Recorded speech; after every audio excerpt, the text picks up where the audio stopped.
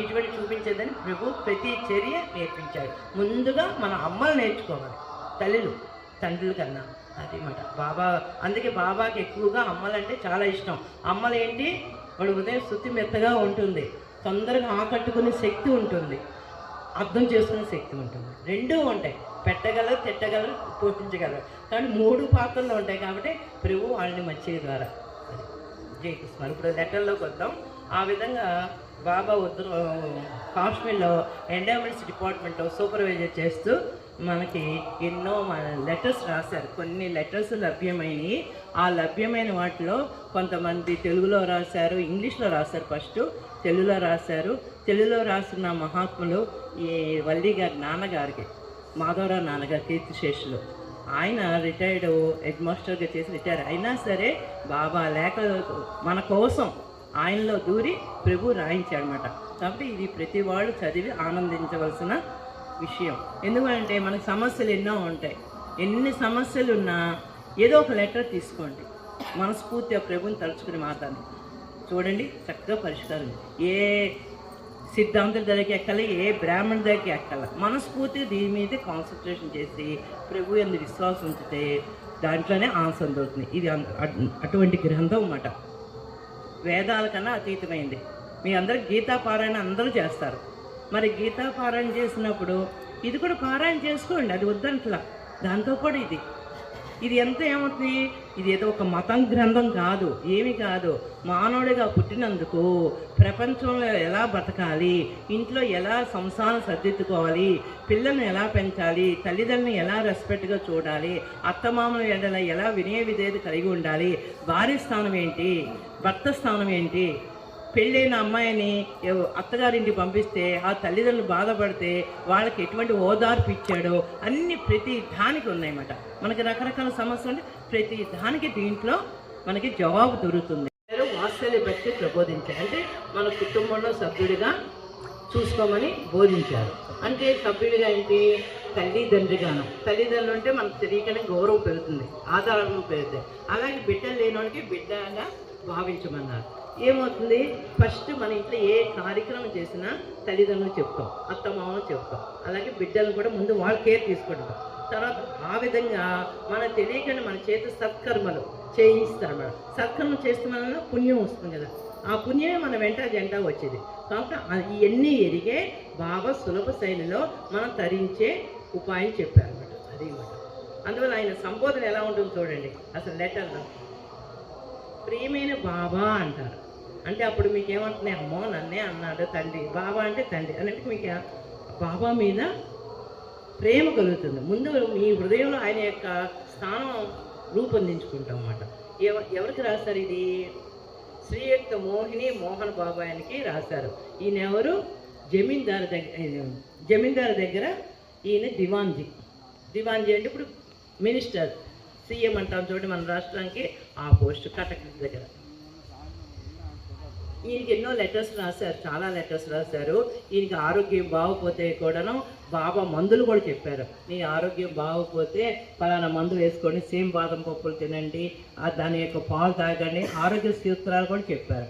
ఒకవేళ అవి లభ్యం కానప్పుడు, తినలేని పరిస్థితి కుదిరినప్పుడు ఏం చెప్పారు, బయటికి వెళ్ళేటప్పుడు అంటే ఆఫీస్ అనుకోండి, రాజ్యసభకి వెళ్ళినప్పుడు మీరు వేడి పాలైన తాగమని. చూడండి, ఆరోగ్యం గురించి కూడా బాబా శ్రద్ధ తీసుకున్నారు. చూసారా, శరీర పోషణ కోసం, ఆరోగ్యం కోసం, మనసు కోసం అన్నీ దాంట్లో నిమ్నీకృతం ఉన్నాయన్నమాట. ఇవన్నీ అనమాట. ఇక బాబా చెప్పినట్టుగా ఈయన కొన్ని ఆచరణలు చేయడం వలన ఇప్పుడు ఈ లెటర్లో చెప్తున్నాడు అనమాట ఎలాగ ఉండాలి ఏంటంటే. నాయనా, మీ ఆరోగ్యం ఇప్పుడు బాగుందని తెలిసి చాలా సంతోషిస్తున్నాను. అంటే ఎవరు అడుగుతారండి, బాగున్నా బాగుపోయినా మన క్షేమాలు చూసేది ఎవరు, మన యొక్క తల్లిదండ్రులు, మన బంధువులు, వీళ్ళందరూ కదా. అలాగే బాబా మన ఆ విధంగా సంబోధిస్తూ చెప్తున్నారు అన్నమాట. అంటే మనం ఆనందంగా ఉంటే ఆయన సంతోషిస్తాడు. ఇంట్లో తల్లిదండ్రులు కూడా మనం బాగున్నాం నాన్నగారు అని ఉత్తరం రాస్తే ఎంత సంతోషిస్తారు. ఇక్కడ కూడా బాబా ఆ విధంగా బోధిస్తున్నాడు.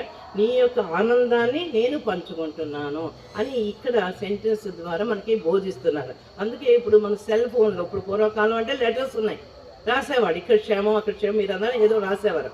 కానీ ఇప్పుడు ఏంటి, సెల్ ఫోన్ ఎత్తగానే మనం ఏంటి, ఏమండి బాగున్నారండి, మళ్ళీ ఏమంటున్నారంటే కృష్ణుడు ప్రభు మీ శరీరమును ఎల్లప్పుడూ వ్యాధిరహితంగా ఉండు కాక అని మనందరికీ ఆశీర్వదిస్తున్నారు. అంటే ఎందుకు చెప్తున్నారు? శరీరమే అన్నిటికీ మూలం. మనం ఇక్కడికి రాగలిగామంటే శరీరం దాని బాగుంది, సరే ఆరోగ్యం బాగుంది కాబట్టి రాగలిగాం. కాబట్టి ఈ శరీరం బాగుండాలి ఎప్పుడు అని ఉద్దేశంతో సకలానికి మూలం శరీరము అని గుర్తుపెట్టుకోండి మీరు. కాబట్టి శరీరాన్ని అలక్ష్యం చేయకూడదు. రోగం వచ్చింది, ఓకే, మందులు ఉన్నాయి, వేసుకోండి. ఆ మందులు వేసుకునేటప్పుడు కూడా మీరు ప్రభునామం చేసుకుంటూ వేసుకోవచ్చు. అలాగే దాంతో పాటు ఏం చేయాలన్నది బాగా చెప్తారు. కాబట్టి అది ఏం చెప్పారో, నామాన్ని మరవకండి. సరే, ఆరోగ్యం బాగుంది కదా, ఇప్పుడు నామాన్ని మాత్రం మరవకండి. క్రమంగా అన్నీ మీ గుప్పెట్లోకి వస్తాయి. చూసారా, ఏది వస్తుంది, దేనివల్ల వస్తుంది? నామం చేస్తాం వలన వస్తాయి. నామం చేయకపోతే ఏమవుతుంది? నేసపడిపోతాం. ఆత్మకి ఆహారం ఏంటి? సత్సంగం, భగవన్ నామం, ఇయే మాట. శరీరానికి ఆహారం బాహ్యమైన ఆహారం, పాలు, పండ్లు, గుడ్లు ఇవన్నీ ఉన్నాయి కదా, అవి అంటే భగవన్ నామస్మరణ, ఆయన ఇవన్నీ చదువుకుంటూ ఉండాలి. అది కాబట్టి నామాన్నే చేస్తూ ఉండండి, నామాన్ని మరవద్దు. మీరు ఏమనుకుంటే అన్నీ ఉంటాయి. ఇక మీకు గుప్పెట్లో వస్తే ఏంటి, మీరు ఏమనుకున్నా తెలియదుగా, ఒకరికి ఒక భావం ఉండొచ్చు, అన్నీ సమకూరుతాయి అని మీరు ఏం నిశ్చింతగా ఉండండి. బాబా మనకి ఈరోజు బ్లెస్సింగ్స్ ఇస్తున్నారు. చూడండి ఎంత అదృష్టం మనకి. మళ్ళీ చెప్తున్నారు నాయన, ఎందుకంటే దానికి బాబా కూడా చక్కటి ఉదాహరణ ఇస్తారు. ఏమంటే మీకు నాకు అందరికీ పనికి వచ్చేట్టుగా అర్థం ఇస్తారు. ఏమంటున్నారంటే, కొత్తగా పెళ్ళైన వాళ్ళకి ఎలా ఉంటుంది, వాళ్ళ యొక్క మధ్య అనురాగం పెరగాలంటే ఏం చేస్తాడు, ఒక హృదయం తెలిసిన ఆయన మన దగ్గరికే మనం చెప్పుకోగలుగుతాం, మంచిగానే చెడ్డ. అలాగే చెప్తున్నారు. అలాగే మనం ఎందుకు ఇలా ఉండిపోతున్నాం? ఇప్పుడు సపోజ్ పూర్వకాలంలో కుంపట్లు ఉండి అంట కదా, ఆ కుంపట్ల మీద ఏం చేశారు, బొగ్గులతో వంట చేశారు. ఆ బొగ్గుల మీద వంట చేసినప్పుడు వెలిగిస్తారు కదా, వెలిగించిన మనం ఏం చేయాలి, ఇలా విసురు కనుక. ఇప్పుడు అంతా గ్యాస్ స్టవ్లు వస్తుందని తెలియకపోవట్లేదండి. నుప్పుల మీద ఏం చేస్తారు, విసరాలి. విసరిపోతే ఏమవుతుంది, మీకు అక్కడ తెల్లగా బూజు పడుతుంది, మసి పట్టినట్టు అయిపోతుంది. అప్పుడు పోతే ఏమవుతుంది, అదంతా మామూలు క్లియర్గా అయ్యి వెలుగుతుంది. అలాగే నీ పరిస్థితి ఎలా ఉంటుంది, ప్రభు చింతన లేకున్నప్పుడు, ప్రభు విషయాలు మాట్లాడకుండా, ప్రభు మన అందరికీ ఇష్టదైవం కుసుమార్లు కాబట్టి కుసుమార్లే అనుకోండి. విషయాలు నిత్యము, ఒకరోజు కాదు, ఇవాళ భజన చేసామండి అయిపోయిందండి, సప్తాహాలు అయిపోయింది మా పని అయిపోయిందో కాదు, రోజు చేయాలి.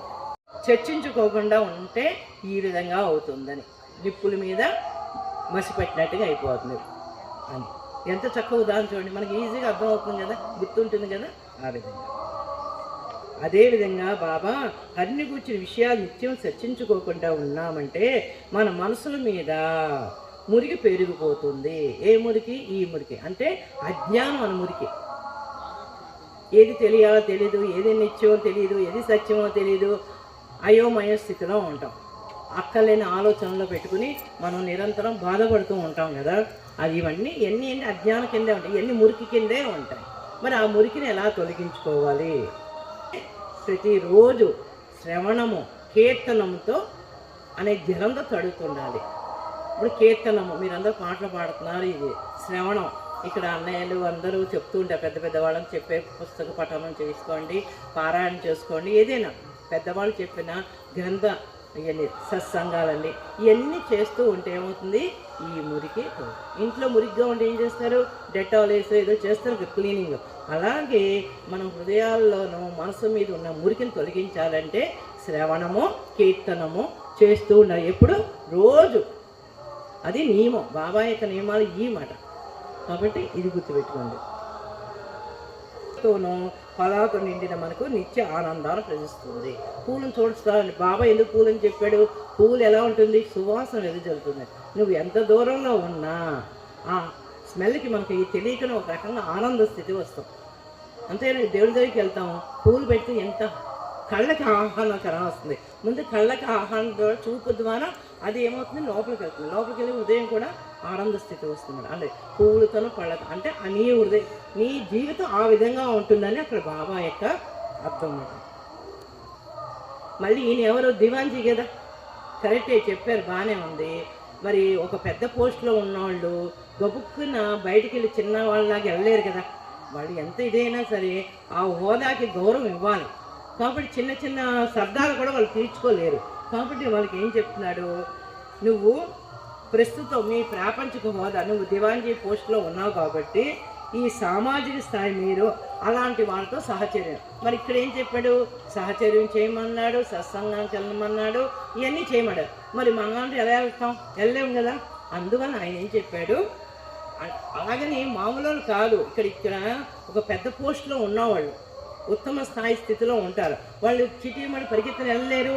ఇటు ఆఫీసు విషయాలు చూసుకోవాలి, వేరే చోట చూడాలి, పబ్లిక్ వాళ్ళు ప్రాబ్లమ్స్ సాల్వ్ చేయాలంటే గబుక్కుని ఎలా వెళ్తారు. వాళ్ళ హోదా, అక్కడ వాళ్ళ హోదాకు తగినట్టుగా మనం గౌరవం ఇవ్వాలి అలాగే. కాబట్టి మళ్ళీ ఏం చెప్తున్నారంటే, నాయన ఇవన్నీ కరెక్టే చెప్తున్నారు, కానీ నువ్వు నీ ప్రాపంచిక హోదా, నువ్వు దివాన్జీ పోస్టులో ఉన్నావు, రాజుగారి దగ్గర పనిచేస్తున్నావు, చీటీ పనిచేయాలి వెళ్ళలేవు. కాబట్టి మీరు అలాంటి వారితో సహచర్యం చేయాలంటే కొన్ని నియమాలు అడ్డొస్తాయి. ఇప్పుడు ఈయన దివాన్జీ ఉండి ఏదో చిన్న సామాన్య ఉద్యోగస్తుడు మంచి పోస్టులో, అంటే ఈ పండితుడిగా ఉన్నప్పుడు గబుక్కుని వెళ్ళలేడు కదా, కొంచెం అంతో. మరి నేను ఎలా ఉద్ధరింపడాలంటే అప్పుడు ఏం చెప్పాడు సార్, అప్పుడప్పుడు తీర్థయాత్రలు చేయండి అన్నాడు. చూసారా ఎంత సలహా ఇచ్చారు చెప్పండి. ఇప్పుడు కాలనీలో ఎమ్మెల్యేలు వాళ్ళు అన్నారు, గబుక్కున చిట్టి బయటికి రారు కదా, సామాన్య మానవుడితో మాట్లాడరు, వాళ్ళకి కొంచెం హోదా దాన్ని రెస్పెక్ట్ ఉంటాయి. అందువల్ల అటువంటి వాళ్ళు మరి తరించాలంటే ఏం చేయాలి అని బాబా ఇక చక్కగా ఉదాహరణ ఇస్తున్నారు అన్నమాట.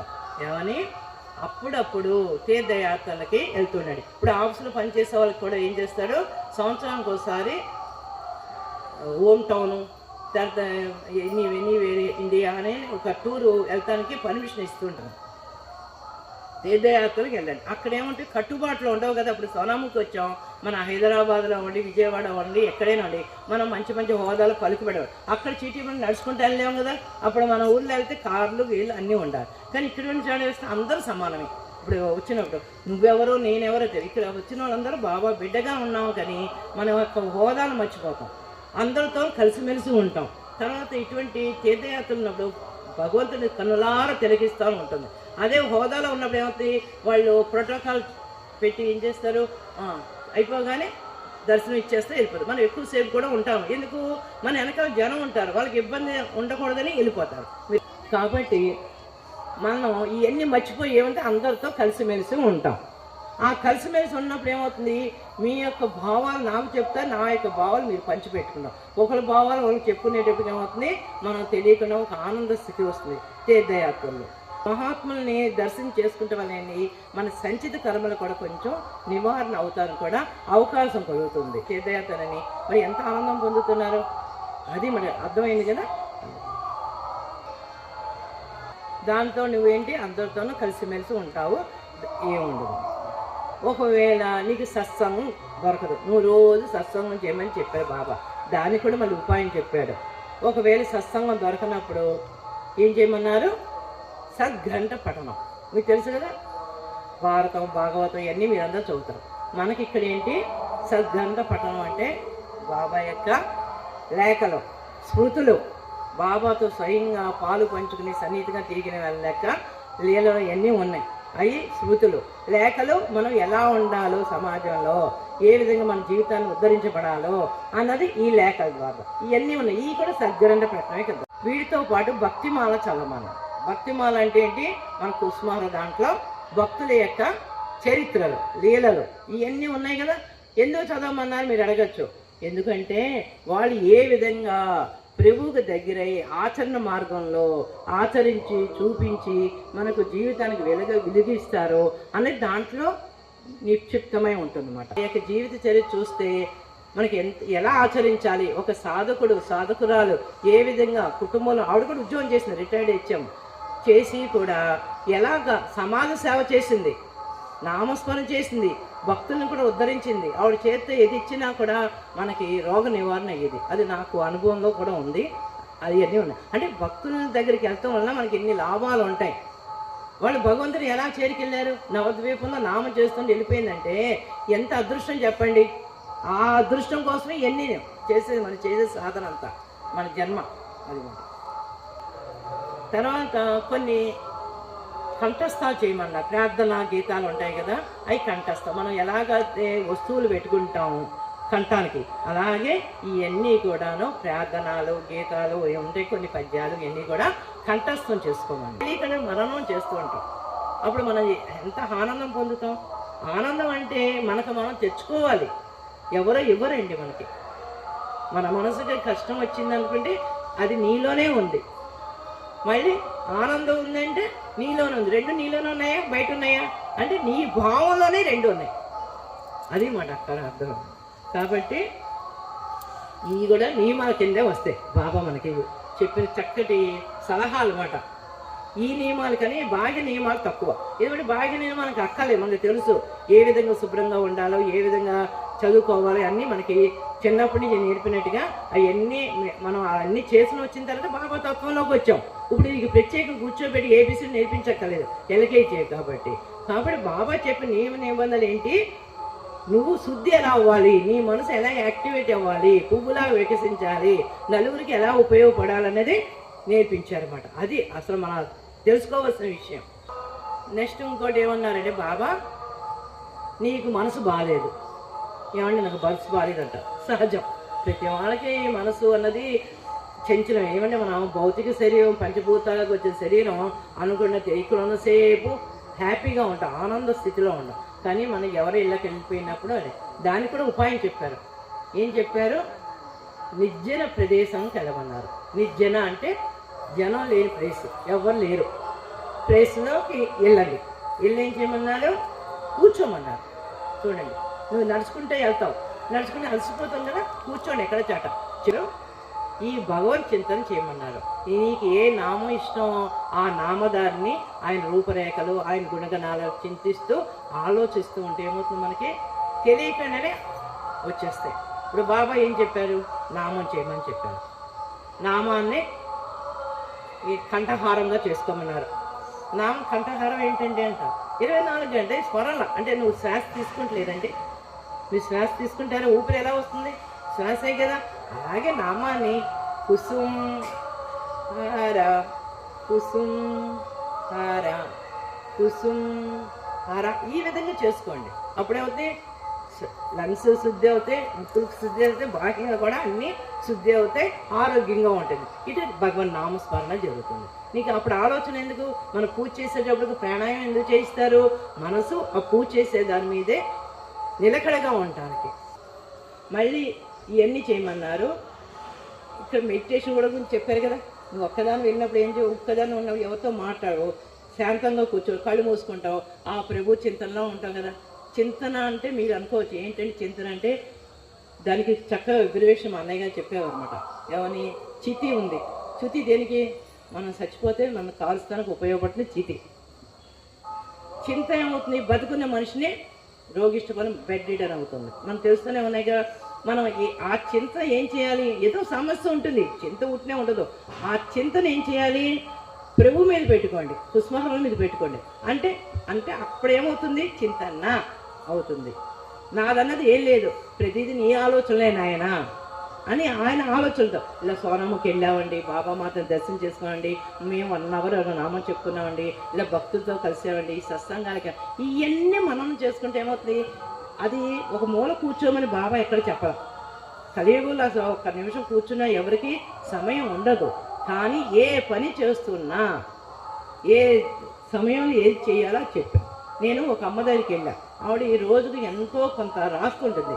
అమ్మ మీరు గృహిణి కదా, బిడ్డలు చిన్నవాళ్ళు ఎలా రాస్తారు అంటే అమ్మ చెప్పింది, ఏం లేదమ్మా ఇలా టేబుల్ మీద పుస్తకం పెట్టుకుంటాను, పెట్టుకుని పెన్ను పుస్తకం పెట్టుకుంటాను, వంట చేస్తుంటాను, పొయ్యి మీద బియ్యం కడిగేసి అన్నం కుక్కర్ పెడతాను, ఆ కుక్కర్ విజిల్ వచ్చే లోపల రాస్తాను, దానికి ఒక పేజ్ అయిపోతుంది. 2 కూర తాలింపు పెడతాను, నూనె వేసినప్పుడు అన్నీ తాలింపు చేసిన అవి మగ్గే వరకు ఉంటుంది కదా, ఆ టైంలో ఇలా చేస్తాను. నేను ఈ విధంగా చేస్తున్నానమ్మా అంది.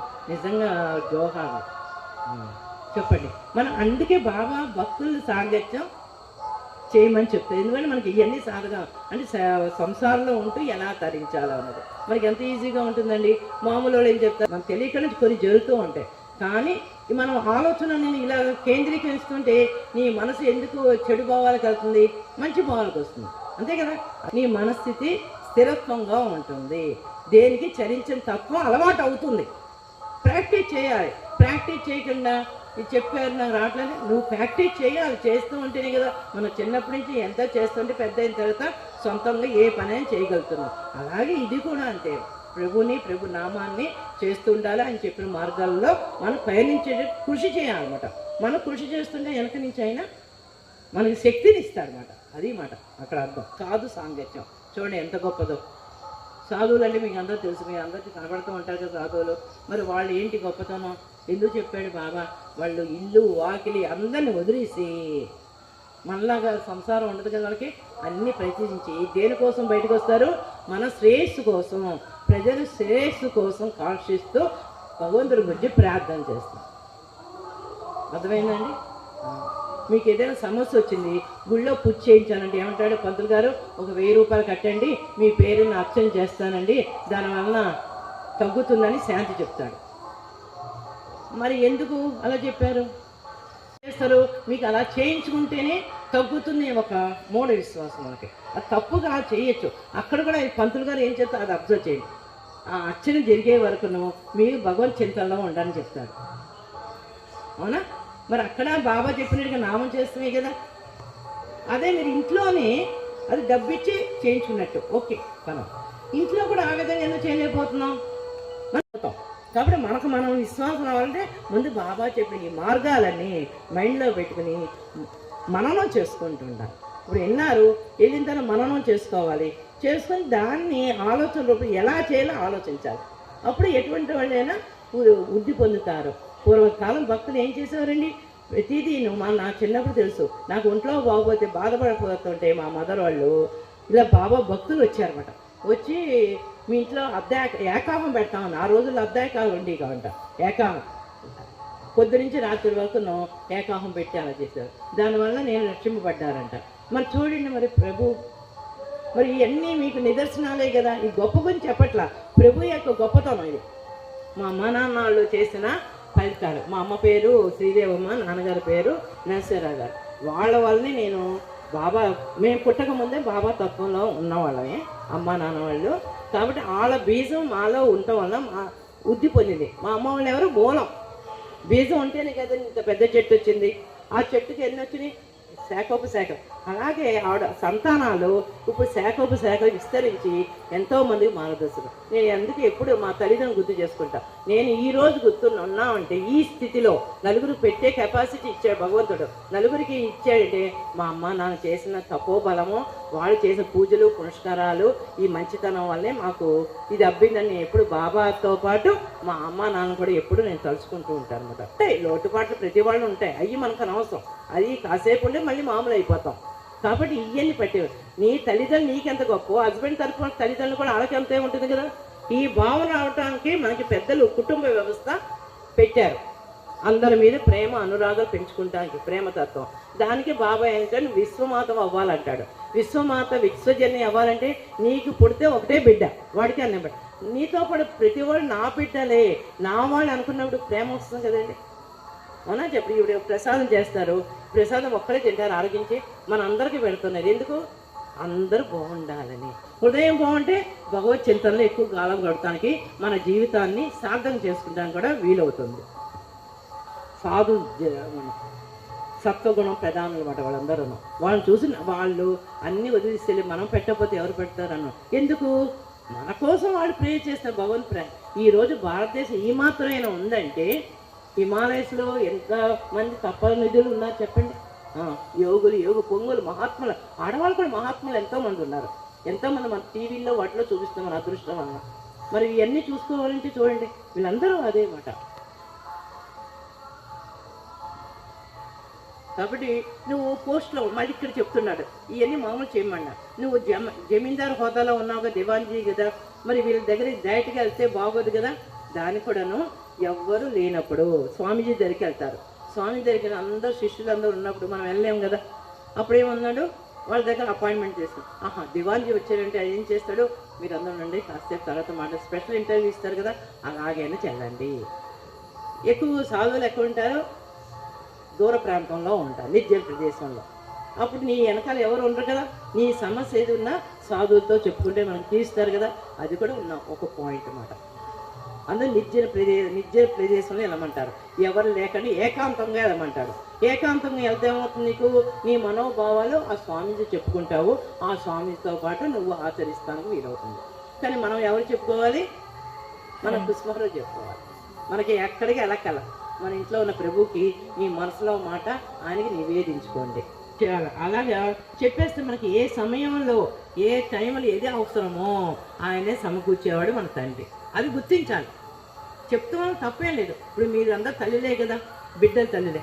కాబట్టి మీరందరూ మీ పిల్లలందరూ ఎన్నో చెప్తారు, నాకు అమ్మ నాకు ఇది కావాలి ఇది కావాలి అందరూ అడుగుతారు. ఇచ్చేస్తున్నారు ఒకేసారి? ఇవ్వట్లేదు. ఏం చేస్తారు, ఆ బిడ్డకి ఏ సమయంలో ఏది ఇస్తే ఉపయోగమో అది ఇస్తున్నారు కదా. మరి మీ బిడ్డలు ఏమైనా కమాండ్ చేస్తారు, చేయరు కదా. మనం కూడా మన అమ్మని అలా కమాండ్ చేయలేదు కదా. అదే తత్వం అండి, సేమ్ భగవత్ తత్వమే అది, ప్రేమతత్వం. ఆ ప్రేమ అంటే ఏంటి మళ్ళీ అడగచ్చు మీరు. దయ, జాలి, కరుణ, తర్వాత స్వార్థం ఉండదు, స్వార్థరహితంగా ఉండాలి. క్షమించే గుణం, అందరినీ మించి క్షమించే గుణం ఉండాలి.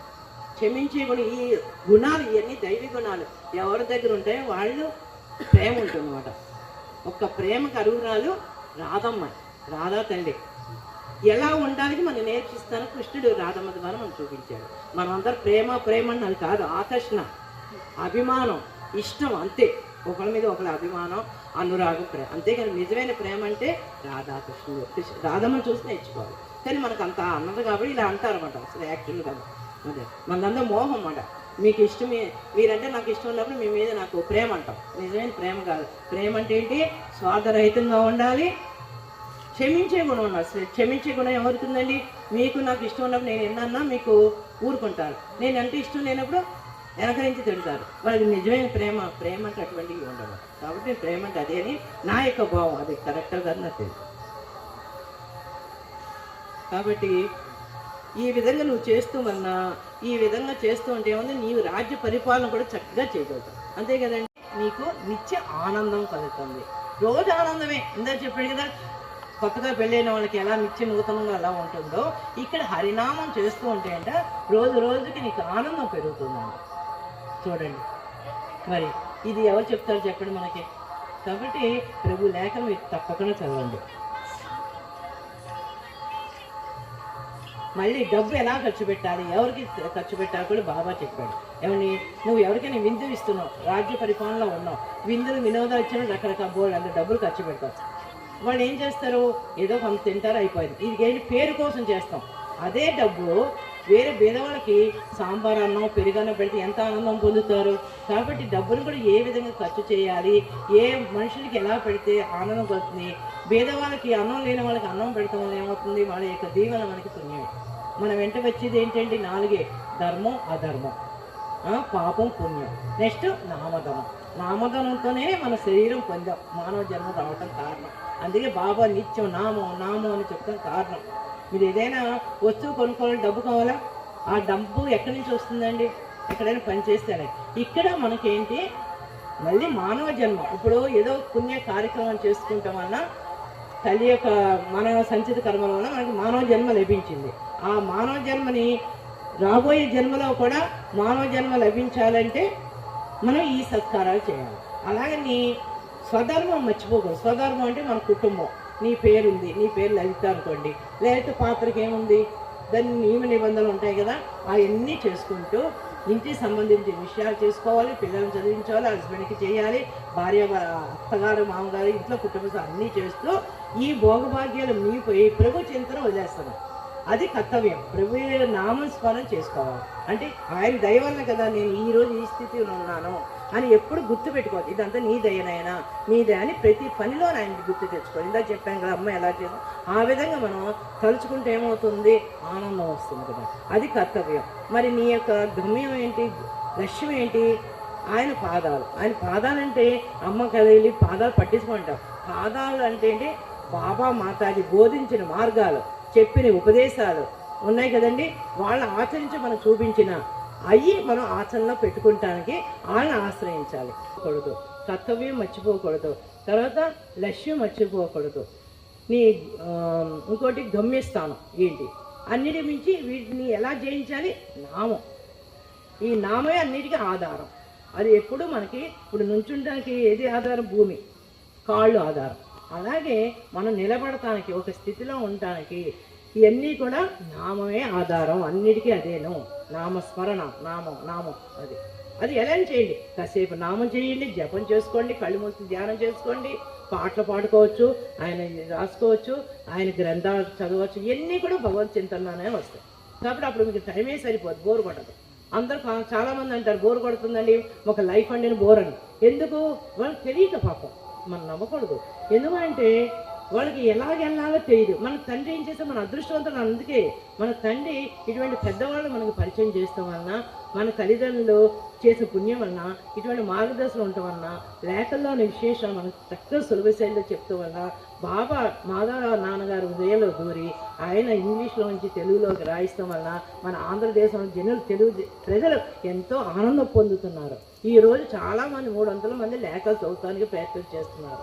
చూడండి, మరి ఇవన్నీ ఎవరిచ్చారు సంపద, అసలైన సంపద ఇదే మాట. మనకి ఎవరింట్లో లేఖలు ఉంటాయో వాళ్ళంతా సంపన్నులే. బాహ్యమైన సంపద ఉండొచ్చు, కానీ అసలైన సంపద ప్రభు లేఖలు, ప్రభు యొక్క పాటలు అవ్వచ్చు, లేకపోతే ఆయన స్మృతులు, ఆయన భక్తి. తర్వాత వీళ్ళ అమ్మగారు మాధవరావు నాన్నగారు భార్య గారు అన్నమాట, కృష్ణవేణి గారు, ఆవిడ కూడా రిటైర్డ్ హెచ్ఎం చేశారు. ఆవిడ కూడా ఈరోజు కూడాను మనందరూ తరిస్తానికి అందరూ బాబా జీవిత చర్యలు చదవలేరని ఆవిడ ఏం చేశారు, శ్రీ కుసుమ హరనాథ కథామృతం. ఇప్పుడు మీరు సాయిబాబా భక్తులు ఏం చేస్తారు, 40 రోజులు వంటలు తీసుకుని చేస్తారు. అలాగే హనుమాన్ చాలీసా వాళ్ళు, తర్వాత దుర్గాదేవి భక్తులు, ఏ భక్తులైన ఇప్పుడు అందరూ 40 రోజులు పారాయణ చేసి మాకు ఇలా జరిగిందని. అందుకని అమ్మకు కూడాను ఈ బిడ్డ చెప్తూ అన్న కూడాను ఇద్దరి ఆలోచన ఈవిడిది సంకల్పం, ఈవిడ సంకల్పం, ఆవిడ ఆలోచన. ఇంకో రాధమ్మ గారి వీళ్ళందరూ కలిసి ఏం చేశారు, అమ్మ చెప్తూ వలన అమ్మ 40 రోజులు పారాయణంగా ప్రభు భక్తి, ఇందా చెప్పాను చూడండి, భక్తమాల చదవమని. దీంట్లో మాతలు భక్తులు అందరి చరిత్రలు ఉన్నాయి. ఈ చదువుతూ వల్ల ఎంతో ఆనంద స్థితి పొందుతాం. మనం ఇప్పటికి చేస్తూనే ఉన్నాడు, మనం గుర్తించలేకపోతున్నాం అంతే. కనీసం ఈ చదివినప్పుడు ఏమవుతుంది, ఓహో నేను ఈ రోజు ఇలా ఉన్నంటే ఆ బాబా యొక్క కృప కదా, బాబా యొక్క దయ కదా అని నీకు తెలియకుండా అందువల్ల చదవమని చెప్పాడు బాబా. భక్తమాల అంటే మనకి ఇదే అనుకోండి. ఈ విధంగా నామం చేస్తే నీకు ఆనందం వస్తుందని చెప్పేసాడుగా. మరి లాస్ట్ మన అందరికీ సందేహాలు ఒకటే, మీకు నాకు, దేవుణ్ణి ఎక్కడ పెట్టి మనం పూజించాలి. అక్కలేని డౌట్, సమయం వేస్ట్ చేసుకునే టైం వస్తుంది. ఇది ఈ చింతన ఎక్కువైపోయింది మనకి. మడి కట్టుకోవాలండి, ఏం ముట్టుకోకూడదండి, బిడ్డలు ముట్టుకోకూడదండి, అవన్నీ రోజు జరిగే పనైనా. సంవత్సరానికి ఏదో నోము పెట్టుకున్నప్పుడు అయితే సిస్టమేటిక్ చేస్తాం. ఆఫీస్కి వెళ్ళేవాళ్ళు, పిల్లలకు ఇంట్లో ఉన్న గృహిణులు కూడా పొద్దున్న 4 గంటలు లేచి పిల్లలకి స్కూల్ బ్యాగ్స్ అన్నీ కట్టేటికి వాళ్ళ పని అయిపోతుంది. దైవ ఆరాధన ఎక్కడ చేయగలుగుతారండి. అందుకే మన ప్రభు ఆడవాళ్ళు మగవాళ్ళు తరిస్తానికి, జీవులు అనుకోండి, తరిస్తానికి సులభమైంది హరినామం అంటే బాబానామం చెప్పాడు. కుస్మారా మీకు తెలుసు కదా, కుస్మారా నామం ఎప్పుడు వచ్చింది, సెప్టెంబర్ 22వ తారీఖున. ఎక్కడ, కటక్లో ఒక భక్తులు జమీందారు ఇంట్లో. అంతకుముందు రాధాకృష్ణ చేసేవారు. బాబా వచ్చి కూర్చున్నారంట. మనం ఏం చేస్తాం, బాహ్యంగా తేను ఎవరైనా పెద్దవాళ్ళు వస్తే వాళ్ళ పేరు కలిసి జై అంటాం. అలాగే ఇక్కడ ఏం చేశారు, తెలియకనే భక్తులు ఏం చేశారు, హర్నాథ్కి జై అన్నారంట. మరి తల్లి ఊరుకుంటుందా, నాన్న వచ్చుంటే అమ్మ కూడా వచ్చి కూర్చున్నారు. కుసుమ కుమారి జై చూసారా, అప్పుడు జై హర్నాథ్ జై కుసుమ కుమారి జై. అందుకే 100 years అయింది ఈ నామాలు మనకు వెలుగులో వచ్చి. ప్రభు మనకి ఇచ్చిన వరం. ఇంతకన్నా మీకు ఏమైనా సంపద కావాలండి చెప్పండి, అది మాట. దాంతో తరించుకున్నారు. నేను సొంతం చెప్పట్లేదు, బాబా లెటర్స్లోనే ఏమిచ్చారు, నేను కుసుమహర నామలు ఎంత శక్తి ఉందో, మనం ఒంట్లో బాగోపోతే పవర్ఫుల్ ఇంజెక్షన్ తీసుకుంటేనే వెంటనే లేస్తానికి, అలాగే ఈ కుసుమహర నామలు ఎంత పొటెన్షియల్ ఉందో మీకు నా నిర్యాణంతో మీరు తెలుసుకోగలుగుతారన్న. It is correct. మీరు నామం చేస్తుండే ఎలా ఎంత ఆనందం పడుతారో. ఆనందం అంటే ఏంటండి? నిన్ను నువ్వు మర్చిపోయేదే ఆనందం, ఇంకా అది ఎక్కడో లేదు. బృందావనం అంటే ఏంటి? ఇప్పుడు ఎంత బృందావనం ఏముంటాయండి? చెట్లు ఉన్నాయి కదా, చుట్టూ చెట్లు ఉంటాయి. ఆ చెట్ల దగ్గర ఏముంటాయంటే భగవంతుడు, అంటే నీ భావమే భగవంతుడు. ఇక్కడ ఈ చెట్లు భగవంతుడు లేడా? ఈ దీంట్లో లేడా? భావ ప్రతి చోట కుసుమార్లు ఉన్నారు. ఇది మన బృందావనం కాదండి. అంటే నువ్వు బ్రతికి ఉండగానే నీకు బృందావనం చూపిస్తాను బాబా అంటే నేను ఇలా అర్థం చేసుకుంటాను అనమాట. ఓహో, ఇదంతా తోట అంతా బాబా నాటిన తోట అంటే ప్రతి దీంట్లో ఉన్నాడు కదా. మరి సృష్టికర్త కృష్ణుడు అంటారు. ఆ కృష్ణుడు ఎవరు? మన కుసుమారులే కదా. మరి ఆయన ఇదంతా పశువులు పక్షులు ఎన్ని క్రిమి కీటకాలు కూడా ఆయన సంతతే కదా. నువ్వు ప్రేమించాలంటే ముందు ఈ క్రిమి కీటకాలని ప్రేమిస్తుంటే మనిషిని ప్రేమించగలుగుతావు. అప్పుడు కృష్ణ ప్రేమ పొందుతావు. అప్పుడు ఏమవుతుంది? మనకి కోపం స్వార్థం ఏమీ ఉండవు. ఎవరైనా ఏదో వాళ్ళకి మనసు బాగాలేదేమో అనే తత్వం నీళ్ళు అలవడుతుంది. అందువల్ల ఏంటి? నామమే ఎన్నిటికి మూలం, బీజం ముందు వాడి.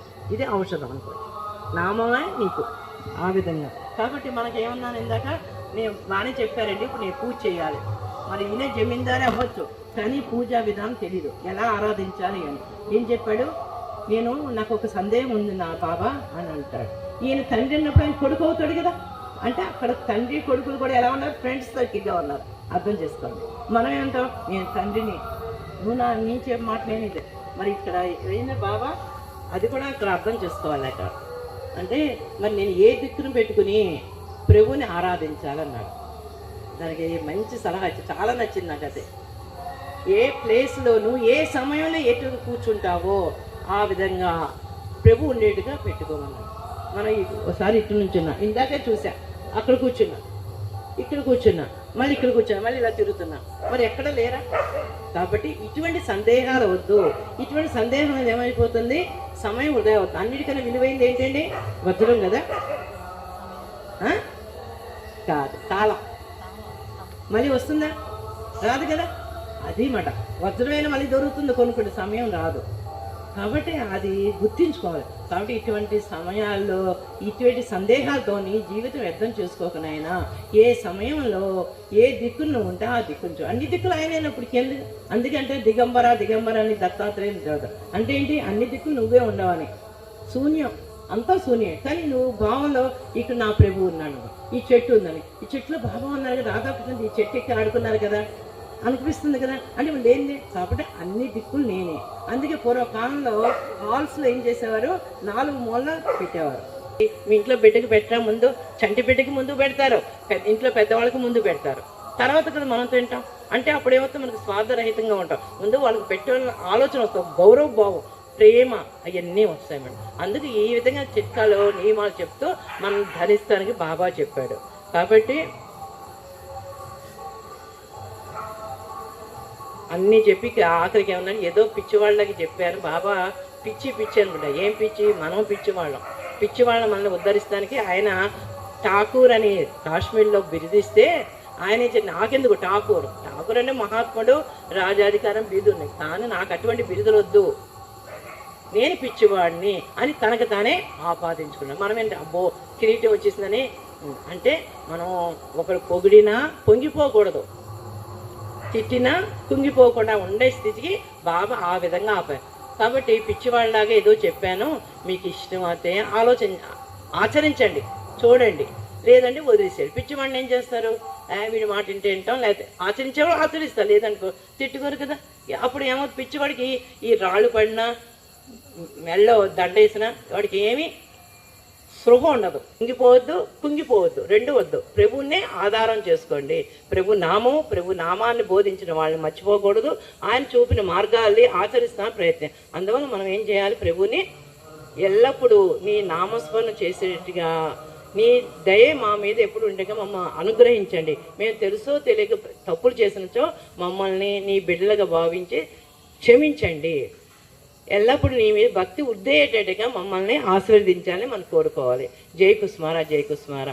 నాకు ఈ అవకాశం ఇచ్చిన అన్నయ్య గారికి, శేషగిరి అన్నయ్య గారికి, మిగతా మీరందరూ శ్రద్ధతో విన్నందుకు మీకు కృతజ్ఞత తెలుపుతూ సెలవు తీసుకుంటున్నా. జై కుస్మారా, జై కుస్మారా.